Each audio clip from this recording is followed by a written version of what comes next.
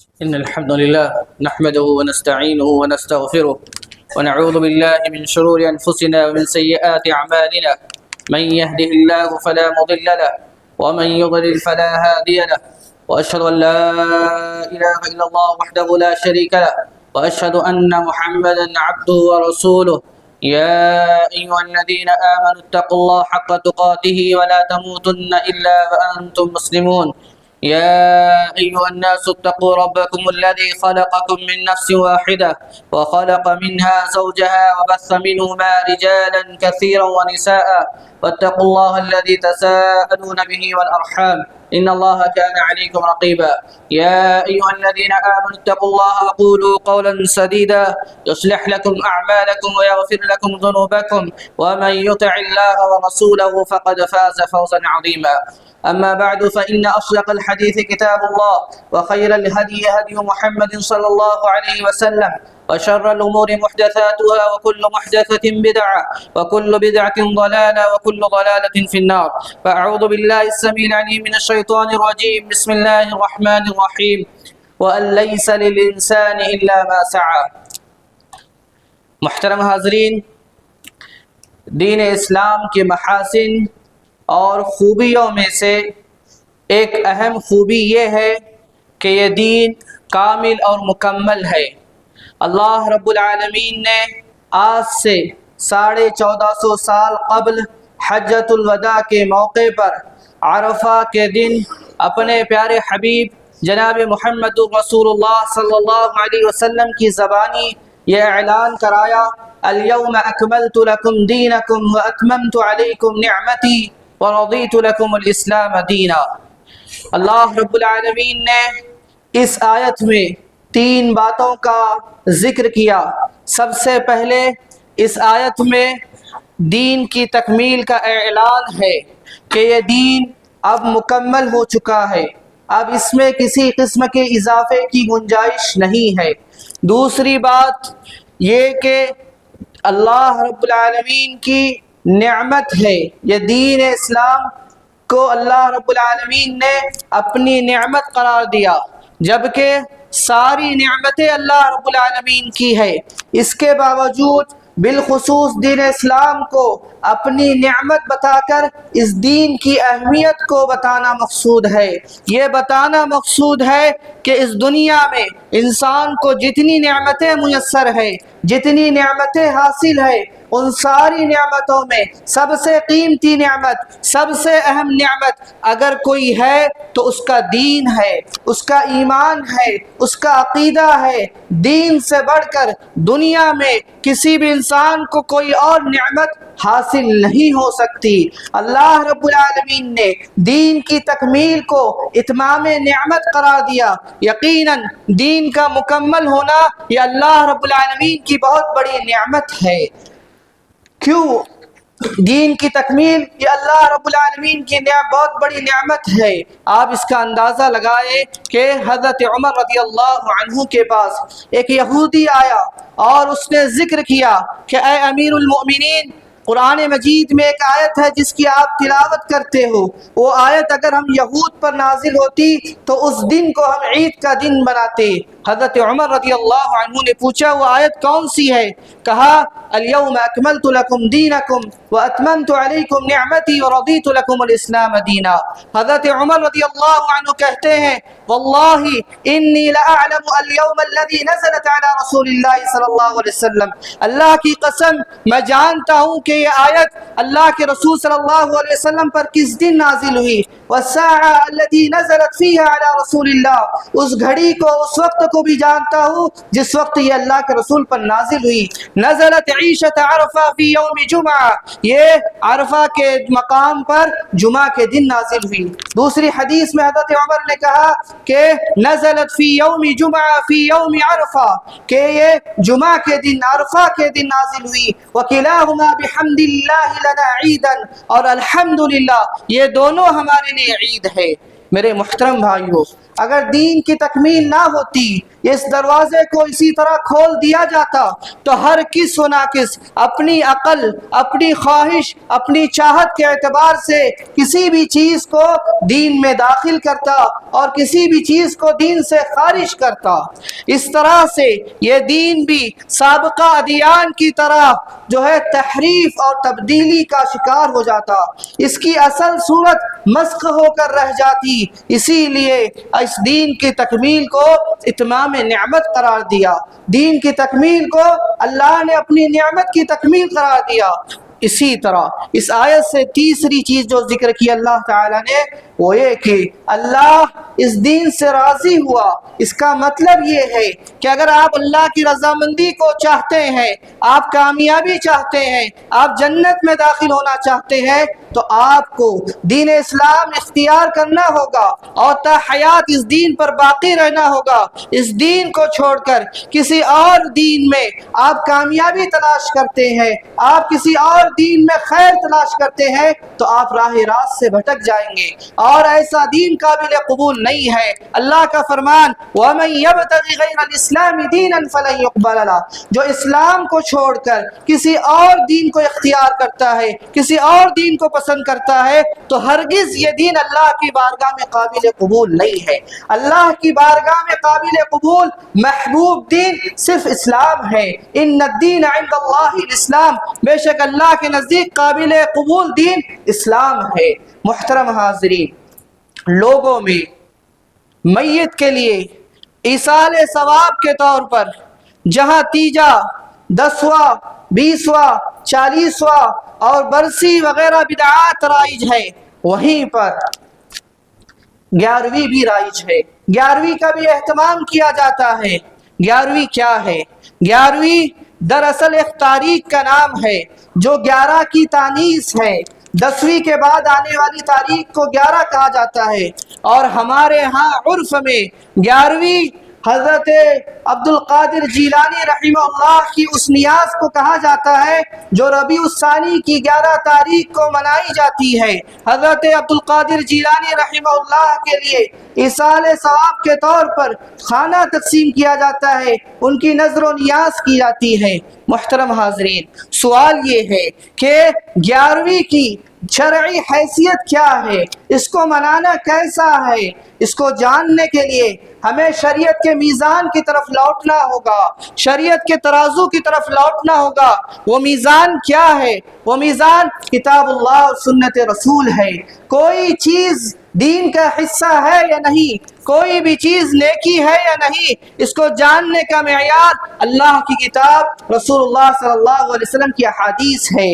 جو چیزیں اللہ کی کتاب میں ہے، رسول کی احادیث میں ہے، وہ دین ہے، وہ نیکی ہے، اور جو چیز اللہ کی کتاب میں، رسول کی حدیث میں نہیں ہے، وہ نیکی نہیں ہو سکتی، وہ دین نہیں ہو سکتا، وہ عبادت نہیں ہو سکتی، اور قیامت تک نہیں ہو سکتا۔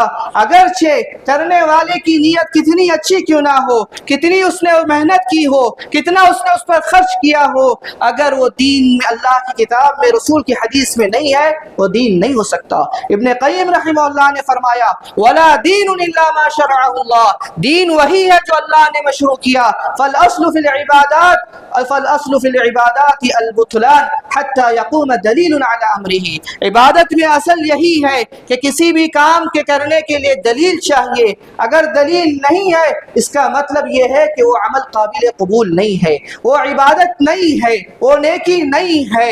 جب ہم شریعت کے اس ترازو پر 11ویں کو رکھتے ہیں، 11ویں کو تولتے ہیں، تو واضح طور سے ہمیں اس بات کا علم ہوتا ہے کہ کتاب اللہ اور سنت رسول میں کہیں پر بھی ذرہ برابر بھی اس بات کا ثبوت نہیں ملتا کہ 11ویں منانا یہ دین ہے، یہ عبادت ہے، یہ نیکی ہے۔ اور کیسے ملے گا؟ جبکہ یہ ہندوستانی بدعت ہے جو شیعوں کی تقلید میں ایجاد کی گئی۔ جس طرح شیعہ اپنے امام کے نیاز کے لیے برائے ایصال ثواب دیتے ہیں، اسی طرح ہمارے یہاں عبد القادر جیلانی کے نیاز کے لیے برائے ایصال ثواب دیا جاتا ہے۔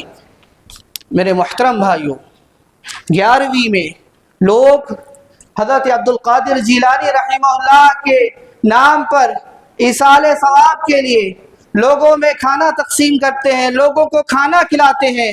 بہت سارے لوگوں کا یہ اعتقاد ہے، بہت سارے لوگ حضرت عبد القادر جیلانی رحمہ اللہ کی نظر و نیاز کرتے ہیں، ان کے نام پر جانور ذبح کرتے ہیں، جبکہ میرے محترم بھائیوں، نظر عبادت ہے، قربانی عبادت ہے۔ ہر عبادت صرف اللہ کے لیے ہونا چاہیے۔ اللہ تعالیٰ نے قرآن مجید میں اپنے ان بندوں کی تعریف کی جو نظر کو پورا کرتے ہیں۔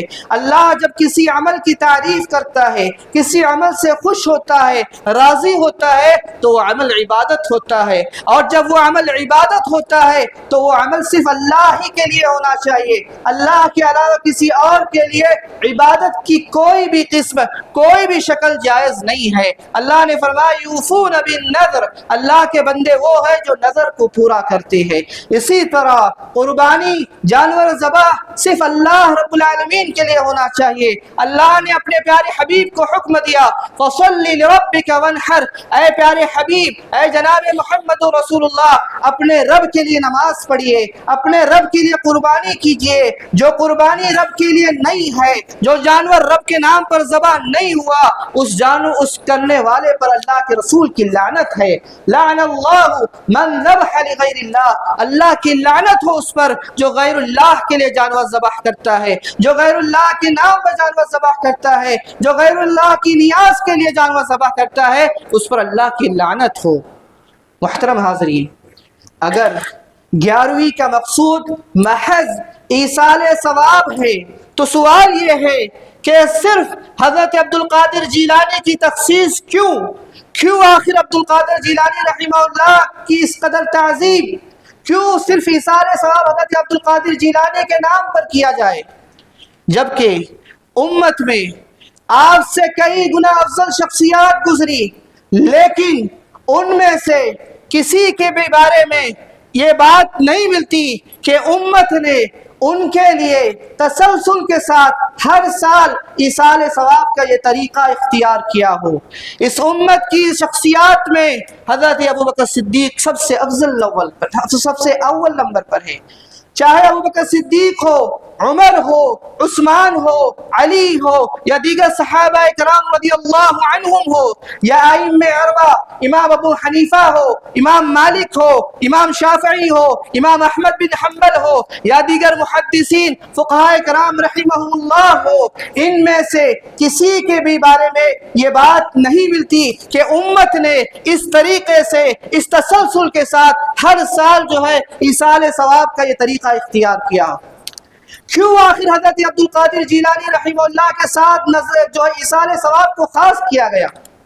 کیونکہ حضرت عبد القادر جیلانی رحمہ اللہ کے بارے میں امت کا ایک طبقہ یہ اعتقاد رکھتا ہے کہ آپ غوث اعظم ہیں، آپ دستگیر ہے، آپ پیران پیر ہے، آپ مشکل کشا ہے، آپ حاجت روا ہے، آپ حاضر و ناظر ہے، اور آپ جو ہے کائنات میں تصرف کا اختیار رکھتے ہیں۔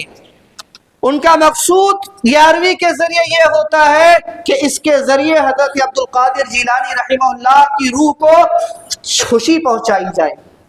اگر اس مقصد کے ساتھ کوئی کرتا ہے تو یہ اللہ کے ساتھ شرک ہے، کیونکہ اللہ کے علاوہ غیب کی بات کو کوئی جاننے والا نہیں ہے، مخلوق کی بات کو سننے والا نہیں ہے۔ حضرت عبد القادر جیلانی کی تخصیص اس لیے کی جاتی ہے کیونکہ ان لوگوں کا یہ اعتقاد ہے حضرت عبد القادر جیلانی کی اگر ہم نیاز کریں گے تو اس نیاز کی وجہ سے وہ ہماری مصیبتوں کو دور کریں گے۔ ان کا یہ اعتقاد ہے کہ حضرت عبد القادر جیلانی ہمارے اعمال کے لیے توسط ہے، وسیلہ ہے قبولیت کے لیے۔ میرے محترم بھائیو، اسی لیے حضرت عبد القادر جیلانی رحمہ اللہ کی تخصیص کی گئی، اسی لیے ان کو خاص کیا گیا، اور ان کے علاوہ کسی اور کے لیے اس طرح کا اہتمام نہیں کیا گیا۔ حالانکہ حضرت عبد القادر جیلانی رحمہ اللہ کے عقیدے میں یہ سخت مخالف ہے، عقیدے میں سخت مخالف ہے۔ حضرت عبد القادر جیلانی رحمہ اللہ پکے موحد تھے، پکے متبع سنت تھے، اور علماء حنابلہ میں سے ایک معروف عالم دین تھے، جن کی شخصیت، جن کی عقیدے کا اندازہ آپ کی ایک کتاب معروف و مشہور غنیت الطالبین سے ہوتی ہے۔ غنیۃ الطالبین آپ کی ایک معروف کتاب ہے جس میں آپ نے ایمان کا ذکر کیا، آپ نے بدعت سے روکا اور اہل بدعت سے روکا۔ میرے محترم بھائیوں، تیسری چیز، جب انسان کی وفات ہو جاتی ہے، جب انسان اس دنیا سے چلا جاتا ہے تو اس کی وفات کے ساتھ اعمال کا سلسلہ منقطع ہو جاتا ہے۔ اس نے دنیا میں جو کچھ عمل کیا، چاہے خیر کا ہو یا شر، اسی کے مطابق اسے جزا و سزا دی جاتی ہے۔ اللہ کا فرمان وَأَن لَيْسَ لِلْإِنسَانِ إِلَّا مَا سَعَىٰ، انسان کے لیے وہی ہے جو وہ کوشش کرتا ہے۔ البتہ شریعت نے بعض ایسے اعمال بتائے، بعض ایسی چیزیں بتائی جن کے ذریعے میت کو برابر ثواب پہنچتا رہتا ہے، اس کا فائدہ پہنچتا رہتا ہے، جسے ہم صدقہ جاریہ کہتے ہیں۔ ان چیزوں کے علاوہ کسی اور طریقے سے ایصال ثواب نہیں پہنچایا جا سکتا۔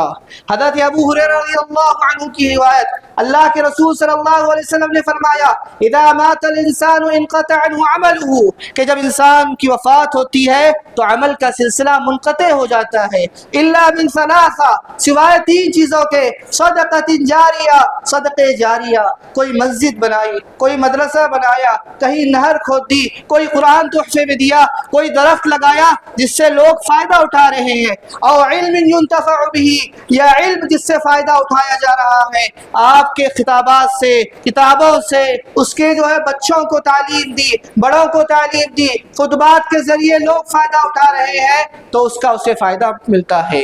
او ولد صالح يدعو له، اور نیک اولاد چھوڑ کر گیا، چونکہ اولاد کو نیک بنانا یہ اس کا عمل تھا، لہذا اس عمل کی بنیاد پر، اس کوشش کی بنیاد پر، اس محنت کی بنیاد پر، اور اس کی وفات کے بعد بھی جب یہ نیک اولاد دعا کرتی ہے تو اس کا اسے فائدہ پہنچاتا ہے، فائدہ پہنچتا ہے۔ اس حدیث سے معلوم ہوتا ہے کہ ایصال ثواب کا میں وہی چیزیں، وہی طریقے، وہی راستے جائز ہے جو سنت سے ثابت ہے۔ ان چیزوں سے ہٹ کر ہم اپنی عقل سے، اپنی خواہش سے، اپنی پسند سے میت کو فائدہ پہنچانے کے لیے کوئی عمل انجام نہیں دے سکتے۔ صرف یہی چیزیں ہم میت کے لیے کر سکتے جو قرآن اور حدیث سے ثابت ہے۔ دوسری چیز، ایصال ثواب کے لیے شریعت نے کوئی دن، کوئی وقت متعین نہیں کیا کہ فلاں دن فلاں وقت ہی ایصال کرنا ہوگا، بلکہ ایصال ثواب ایک مطلق عمل ہے۔ شریعت نے اسے کسی دن اور کسی وقت کے ساتھ قید نہیں کیا۔ اب اگر آپ ایصال ثواب کو کسی دن کے ساتھ، کسی وقت کے ساتھ خاص کرتے ہیں تو یہ بدعت ہے۔ کیوں؟ کیونکہ عبادت کو کسی وقت کے ساتھ، کسی دن کے ساتھ خاص کرنے کا اختیار صرف شارع کو ہے، صرف شارع کو ہے، بندوں کو اس کا حق نہیں ہے۔ آپ کسی نیکی کو کسی دن کے ساتھ جوڑتے ہیں تو آپ کو دلیل دینا ہوگا، آپ کو ثابت کرنا ہوگا میرے محترم بھائیوں۔ لہذا اس طرح سے ایصال ثواب کو صرف حضرت عبد القادر جیلانی کے لیے خاص کرنا، اور وہ بھی ربیع الثانی کی 11 تاریخ میں خاص کرنا، یہ درست نہیں ہے، یہ بدعت ہے۔ سلف صالحین نے سختی کے ساتھ اس سے منع فرمایا ہے۔ علامہ شاطبی رحمہ اللہ فرماتے ہیں وَمِن ذَلِكَ تخصیص الایام الفاضلہ بانواع من العبادات التي لم يشرع لها تخصیصا، کہ عام دنوں میں عبادات کو خاص کرنا جن دنوں میں عبادات کی خاصیت نہیں ہے، خاص نہیں کیا گیا ہے، كتخصیص اليوم الفلانی بكذا وكذا من الرکعات اور بصدقة كذا وكذا، جیسے کسی دن میں خاص رکعات کو مقرر کرنا، کسی دن کے ساتھ خاص صدقے کو مقرر کرنا، او اللیلۃ الفلانیہ بقیام كذا وكذا رکعہ او بختام القرآن فیہ او ما اشبہ ذلك، یا کسی رات میں نماز کی تعداد کو خاص کرنا اور کسی رات کے ساتھ قرآن کے خاتمے کو، قرآن کے ختم کرنے کو خاص کرنا، یہ وہ چیزیں ہیں جس کی تخصیص پہ کوئی دلیل نہیں ہے، لہذا اس طرح سے کرنا یہ دین نہیں ہے، یہ بدعت ہے میرے محترم بھائیوں۔ اسی طرح ایصال ثواب کے طور پر لوگوں کو کھانا کھلایا جاتا ہے۔ کھانا کھلانا یقیناً اچھا عمل ہے، محبوب عمل ہے، اللہ کے نیک بندوں کا عمل ہے۔ اللہ نے قرآن مجید میں ذکر کیا وَيُطْعِمُونَ الطَّعَامَ عَلَى حُبِّهِ مِسْكِينًا وَيَتِيمًا وَأَسِيرًا کہ وہ اللہ کی محبت میں مسکینوں کو، یتیموں کو، قیدیوں کو کھانا کھلاتے ہیں۔ لیکن محض ایصال ثواب کے طور پر صرف کھانے اور شیریں کی تخصیص کرنا اور ہر سال اسی طرح سے جو ہے ایصال ثواب منانا اور ایصال ثواب کے جو دیگر اعمال ہیں، دیگر چیزیں ہیں، ان کو چھوڑ کر صرف کھانے پر اکتفا کرنا، یہ درست نہیں ہے، یہ درست نہیں ہے۔ اگر آپ ایصال ثواب سمجھتے ہیں، کھانے کے ذریعے آپ کی نیت ایصال ثواب ہے، تو یہ صدقے کے حکم میں ہے، اور صدقے کے اول مستحق فقراء و مساکین ہے، انہیں کھلایا جائے۔ لیکن عام طور سے دیکھا جاتا ہے 11ویں میں لوگ خود بناتے ہیں، خود کھاتے ہیں، اپنے قریبی رشتہ داروں، دوست و احباب، اڑوس پڑوس کو دعوت دی جاتی ہے، جس میں امیر غریب سب شامل ہیں، اس میں امیر و غریب سب شامل ہیں۔ میرے محترم بھائیوں، سلف صالحین، ائمہ اہل سنت سے یہ طریقہ ثابت نہیں ہے۔ اگر اس کی کوئی شرعی حیثیت ہوتی، اللہ رب العالمین کی رضا اور خوشنودی کا یہ ذریعہ ہوتا، تو وہ ضرور اس کا اہتمام کرتے۔ حافظ ابن رجب رحمہ اللہ فرماتے ہیں فَأَمَّا مَا اتَّفَقَ السَّلَفُ عَلَىٰ تَرْكِهِ فَلَا يَجُوزُ الْعَمَلُ بِهِ کہ سلف صالحین جس چیز کو چھوڑنے پر متفق ہے، اس پر عمل کرنا جائز نہیں ہے۔ کیوں جائز نہیں ہے؟ لِأَنَّهُمْ مَا تَرَكُوا عَلَىٰ عِلْمٍ لَا يُعْمَلُ بِهِ اس لیے کہ انہوں نے اس علم کی بنیاد پر اس کو چھوڑا کہ وہ عمل کرنے کی چیز نہیں ہے۔ لہذا جس چیز کو سلف نے نہیں کیا وہ دین نہیں ہو سکتا، وہ عبادت نہیں ہو سکتی۔ یہی اہل بدعت کا طریقہ ہے، یہی اہل بدعت کا راست طریقہ ہے کہ وہ اپنے عقائد باطلہ، شرکی عقائد اور بدعتی اعمال کے لیے قرآن اور حدیث سے غلط استدلال کرتے ہیں، سلف صالحین کی مخالفت کرتے ہیں۔ امام شاطبی رحمہ اللہ فرماتے ہیں، کیا فرماتے ہیں؟ لا تجد مبتدعا ممن ينسب الى الملہ آپ کسی بدعتی کو نہیں پائیں گے الا وهو يستشهد على بدعته بدلیل شرعی وہ اپنی بدعت پر شرعی دلیل پیش کرتا ہے۔ کون سی دلیل؟ قرآن کی آیت پیش کرتا ہے، حدیث پیش کرتا ہے، لیکن کیسے؟ فرماتے ہیں فَيُنَزِّلُهُ عَلَى مَا وَافَقَ عَقْلُهُ وَشَهْوَتُهُ اور اس آیت کا معنی، اس حدیث کا معنی اپنی عقل اور اپنی خواہش کے مطابق کرتا ہے، اپنی بدعت کے لیے وہ معنی جو ہے تبدیل کرتا ہے۔ اس طرح سے اہل البدع کا یہ طریقہ رہا ہے کہ وہ دین میں ہیر پھیر کرتے ہیں۔ حافظ ابن قیم رحمہ اللہ فرماتے ہیں کسی آیت کا تفسیر کا وہ معنی لینا، کسی آیت کا وہ معنی نکالنا جس سلف صالحین نے نہیں نکالا ہے، تو اس میں دو باتیں ہو سکتی ہیں، یا تو یہ کہ وہ بات، وہ معنی غلط ہے، یا پھر سلف صالحین کے اقوال غلط ہے، اور کوئی بھی عقل مند اس بات میں شک نہیں کر سکتا کہ یہ معنی سلف صالحین کے اقوال کے بالمقابل زیادہ غلطی کے لائق ہے۔ میرے محترم بھائیوں، یہ کھانے کی جو شکل صورت بنائی گئی ہے، یہ جو ایصال ثواب کی حیت اور کیفیت بنائی گئی ہے، یہ درست نہیں ہے، یہ بدعت ہے۔ یہ بات جاننے کی ہے کہ بدعت کی دو قسمیں ہوتی ہیں۔ پہلی قسم بدعت حقیقی، بدعت حقیقی سے مراد وہ بدعت جس کی اصل پہلے سے دین میں موجود نہ ہو، جیسے نوحہ ماتم، عید میلاد، شب برات اور اسی طرح 11ویں، یہ وہ ساری بدعات ہیں جن کی کوئی اصل، کوئی حقیقت شریعت میں موجود نہیں ہے۔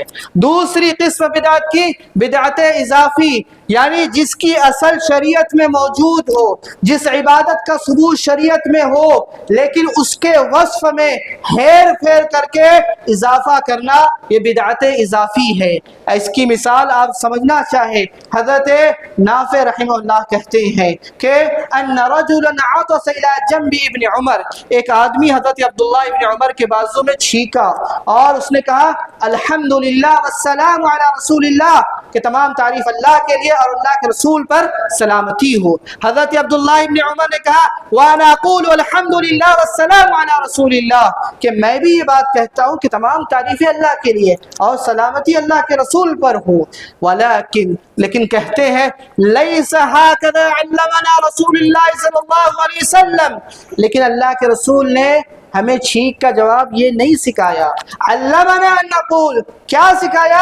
ہمیں یہ سکھایا الحمدللہ علی کل حال، جب ہم چھینکے تو کہے الحمدللہ علی کل حال، الحمدللہ علی کل حال۔ لہذا تم نے جو اضافہ کیا والسلام علی رسول اللہ، یہ اضافہ دین میں ثابت نہیں ہے۔ تو معلوم ہوا جب شریعت میں دین میں بدعت اضافیہ کے لیے گنجائش نہیں ہے تو اصل بدعت حقیقی بدعت کے لیے کیسے گنجائش ہو سکتی ہے؟ ایک آدمی بھول کر ایک رکعت زیادہ نماز پڑھتا ہے یا ایک رکعت کم کرتا ہے تو اس نقص کو پورا کرنے کے لیے سجدے سہو کا حکم دیا گیا، 2 سجدے کا حکم دیا گیا۔ خود اللہ کے نبی صلی اللہ علیہ وسلم نے جب آپ سے سہو ہوا تو آپ نے اس نقص کو پورا کرنے کے لیے 2 سجدے کیے۔ اس سے کیا معلوم ہوا؟ اس سے یہ معلوم ہوا کہ دین میں ایک رکعت کا بھی اضافہ اور ایک رکعت کی بھی کمی کی اجازت نہیں ہے۔ جب آپ نبی ہوتے ہوئے، جب آپ شارع ہوتے ہوئے دین میں ایک رکعت کا اضافہ نہیں کر سکتے، ایک رکعت کم نہیں کر سکتے، تو جو غیر نبی ہے ان کے لیے کیسے جائز ہو سکتا ہے کہ وہ پورا کا پورا طریقہ اختیار کرے، پوری کی پوری عبادت کر لے؟ یہ کیسے دین ہو سکتا ہے؟ یہ کیسے عبادت ہو سکتی ہے؟ یہ کیسے نیکی ہو سکتی ہے؟ میرے محترم بھائیوں، دین وہی ہے جو اللہ اور اس کے رسول نے کہا۔ میرے محترم بھائیوں، اسی طرح 11ویں منانے والوں کا یہ اعتقاد ہے کہ حضرت عبد القادر جیلانی رحمہ اللہ حاضر و ناظر ہیں۔ آپ وصال کر گئے، آپ کی وفات نہیں ہوئی، آپ لوگوں کی پریشانیوں کو دور کرتے ہیں، ان کی مدد کرتے ہیں، یہ اعتقاد رکھا جاتا ہے۔ سوال یہ ہے کہ جب حضرت عبد القادر جیلانی رحمہ اللہ حاضر و ناظر ہیں، آپ کی وفات نہیں ہوئی، آپ وصال کر گئے، آپ لوگوں کی باتوں کو سنتے ہیں، آپ لوگوں کی حاجات و ضروریات کو پورا کرتے ہیں، تو پھر برسی کس کی منائی جاتی ہے؟ برسی جن کی وفات ہوئی، جو وفات پا گئے، ان کی برسی منائی جاتی ہے۔ زندوں کا عرس کون مناتا ہے؟ اسی طرح حضرت عبد القادر جیلانی رحمہ اللہ کے بارے میں یہ اعتقاد رکھا جاتا ہے کہ یہ ہمارے وسیلے ہیں، یہ توسط ہے، ذریعہ ہے ہمارے اعمال کی قبولیت کے لیے۔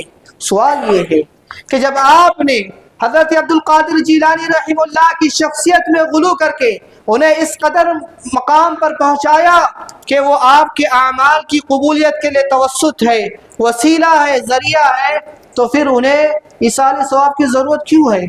ایصال ثواب کی ضرورت کیا ہے ان کے لیے؟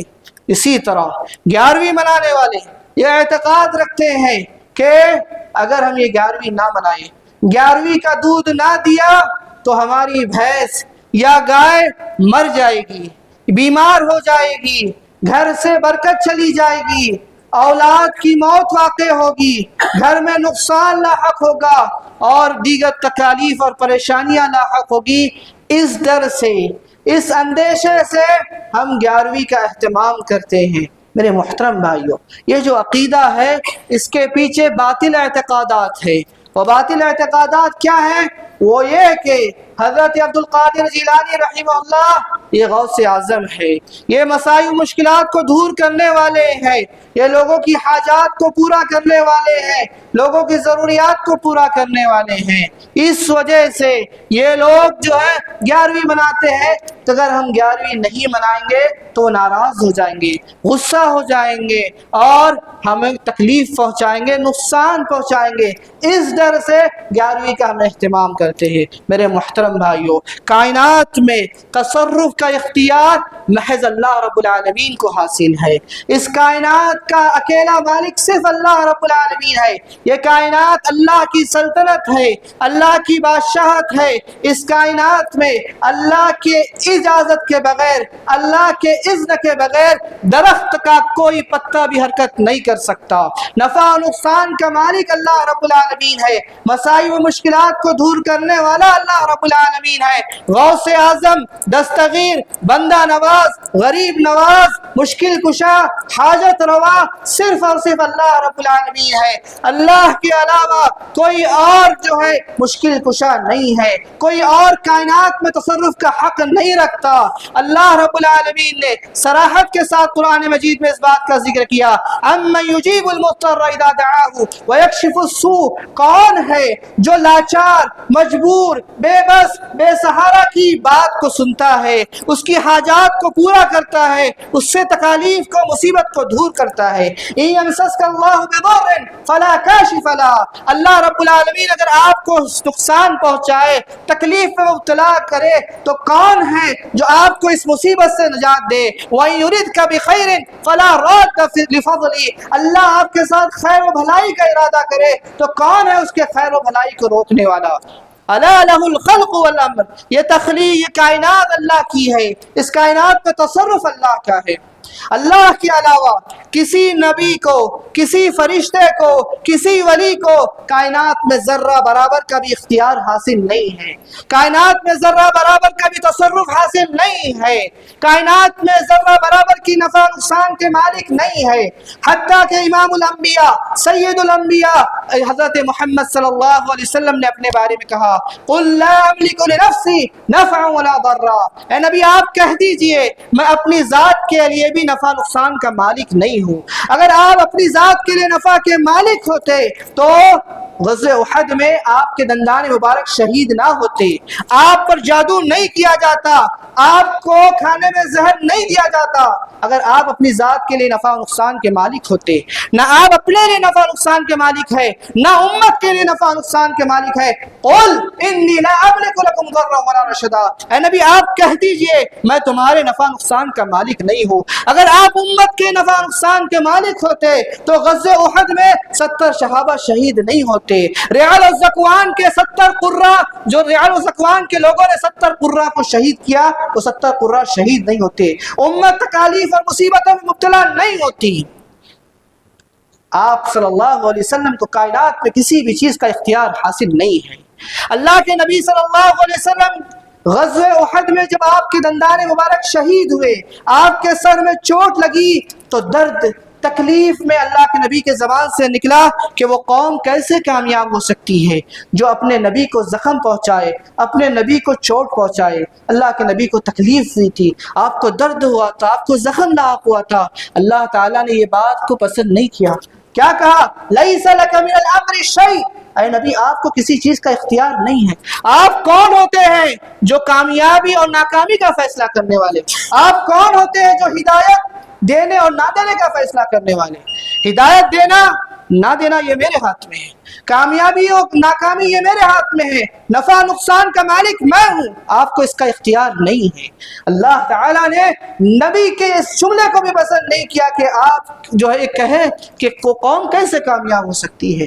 میرے محترم بھائیوں، اس بات کو سمجھنے کی ضرورت ہے کہ اس بات کو سمجھنے کی ضرورت ہے توحید کو اختیار کرے، ہر قسم کی عبادت صرف اللہ کے لیے ہو، ہمارے ہاتھ اٹھے تو اللہ کے آگے اٹھے، ہمارا سر جھکے تو اللہ کے آگے جھکے، ہم اگر گردن جھکائے تو اللہ کے آگے جھکائے، امید اللہ سے ہو، خوف اللہ سے ہو، بھروسہ اللہ کی ذات پر ہو، توکل اللہ کی ذات پر ہو۔ اسی عبادت کا ہمیں حکم دیا گیا، قل ان صلاتی ونسکی ومحیای ومماتی للہ رب العالمین، اے نبی آپ کہہ دیجئے میری نماز، میری قربانی، میرا جینا مرنا محض اللہ کے لیے ہے۔ لہذا ہمیں چاہیے کہ ہم اللہ رب العالمین کو اپنا مالک حقیقی سمجھے، اللہ کی ذات پر اعتماد کرے، اللہ ہی سے لو لگائیں۔ اور اس طرح کی شرکیات سے بدعات سے اپنے آپ کو محفوظ رکھے۔ اللہ رب العالمین سے دعا ہے کہ رب العالمین ہمیں حقیقی معنوں میں توحید اختیار کرنے کی توفیق عطا فرما۔ رب العالمین ہمیں بدعات کو سمجھنے کی توفیق عطا فرما۔ رب العالمین ہم سب کو بدعات سے شرکیات سے بچنے کی توفیق عطا فرما۔ رب العالمین ہمیں جو بیمار ہیں انہیں شفا عاجلہ کاملہ کلیہ عطا فرما۔ رب العالمین جو ہم میں قرض میں ڈوبے ہیں ان کے قرض کے خاتمے کا غائبانہ انتظام فرما۔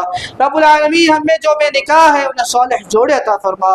رب العالمین ہم میں جو بے اولاد ہے انہیں نیک صالح اولاد عطا فرما۔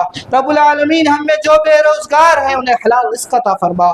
جب تک زندہ رکھ کتاب و سنت پر توحید پر زندہ رکھ، خاتمہ ہو تو کتاب و سنت پر توحید پر خاتمہ ہو۔ آمین۔ وآخر دعوانا الحمدللہ رب العالمین۔